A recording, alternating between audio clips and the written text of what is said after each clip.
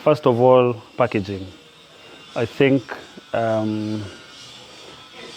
they shouldn't make research for themselves. They should make research for people to understand. So dumb the research down to probably the communities affected and to the people who the research will have impact for or to.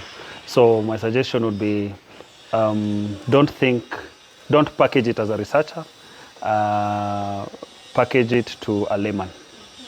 Yes. And also it will be easily palatable, especially to a journalist, because again, if it's too complicated, it will be hard to translate that to the audiences and public.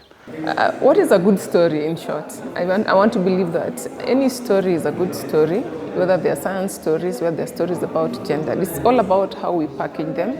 We make them simple.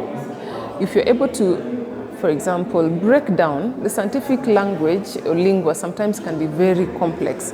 But if journalists are trained enough to understand how to break down that information in a manner that my grandmother in the village can understand, then definitely science stories will be taken up by media organizations. The other bit is actually to try and translate these stories in the local dialect.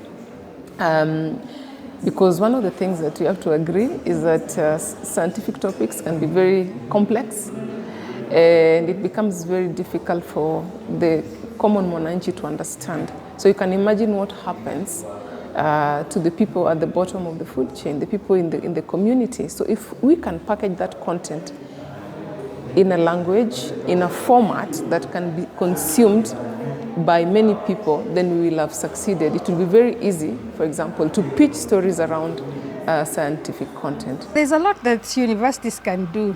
For example, for us in the Media and Communications Department, we do have, we teach podcasting, students produce podcasts, we have a radio and TV.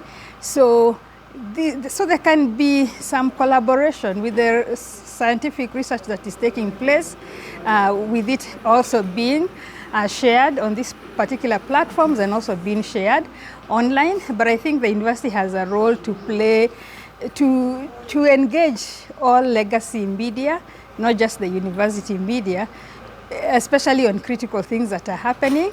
And since they're able to bring people together in a congress such as this, to actually make a difference in making sure that we are able to bridge that divide. The other thing is, teaching scientists how to really make media products which can appeal to people. Because what scientists know is how to write a research paper and how to do a presentation in a conference. But they may not know how to do a blog post, they may not know how to engage online. So I think the university can provide such training to scientists so that they know the step further that they can take to engage with additional audiences.